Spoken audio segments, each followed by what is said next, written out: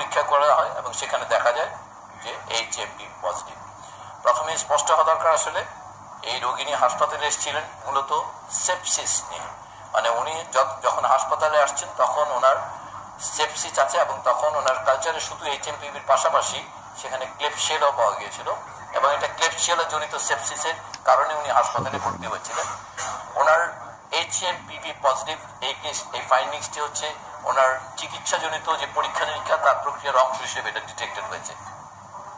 এখন পর্যন্ত বিজ্ঞানে যেটুকু বলা হচ্ছে সব জায়গায় সেটা হচ্ছে HMPV কারণে মৃত্যু হওয়ার ঘটনাটি বিরল, কিন্তু HMPV আক্রান্ত ব্যক্তি যদি অন্যান্য রোগে আক্রান্ত থাকেন, ইমিউনো কম্প্রোমাইজ থাকেন, ওই সকল মানুষের ক্ষেত্রে বা অল্প বয়সী, অনেক বেশি বয়সী তাদের ক্ষেত্রে এই রোগী নিয়ে আসলে উনি ওবেস ছিলেন, ওনার থাইরয়েড ডিসফাংশন ছিল এবং উনি আসলে ক্লেবশিয়েলা দিয়ে সেপসিস ডেভেলপ করার পরে সেপসিসের কারণে মাল্টি অর্গান ফেলিয়ার হয়ে মৃত্যুবরণ করেছেন।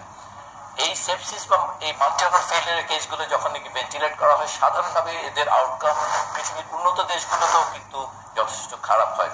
অর্থাৎ এই মৃত্যুটিতে মূলত ক্লেবশিয়েলা জনিত সেপসিস এবং সেই কারণে নিউমোনিয়া এবং মাল্টি অর্গান ফেলিয়ার এই মৃত্যুর কারণ হচ্ছে এগুলো।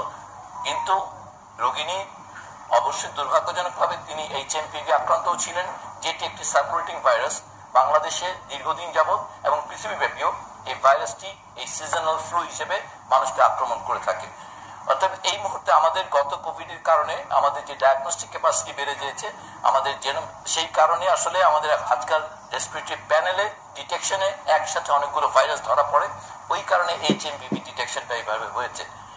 এখনো আমরা মনে করি যে দেশে আসলে যদি রুটিন স্ক্রিনিং হয় একটা সংখ্যক সবসময় একটা প্রপোর্শন HMPV থাকে, কিন্তু সেই HMPV কখনোই আসলে সাধারণভাবে মৃত্যুর কারণ হয় না।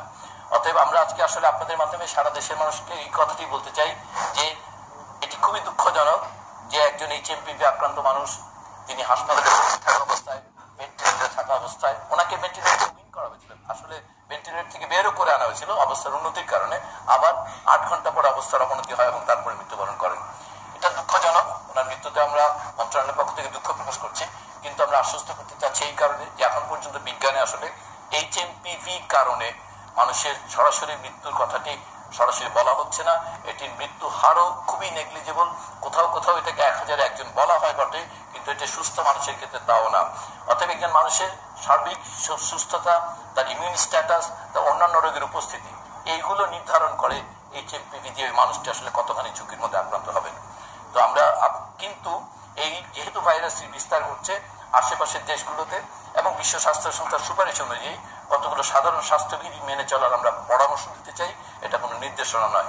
আসলে খুবই ভালো হয় যদি এই সময়কালে যখন কেউ অসুস্থ থাকবেন তিনি যদি জনসমক্ষে বেশি জনগণের মানুষের মধ্যে না আসেন, সাধারণ মানুষও যখন নাকি অনেক মানুষের মধ্যে যাবেন তখন যদি উনি মাস্ক পরেন তাহলে, এবং যখন অসুস্থ বোধ করবেন উনি যেন ঘরে থাকেন।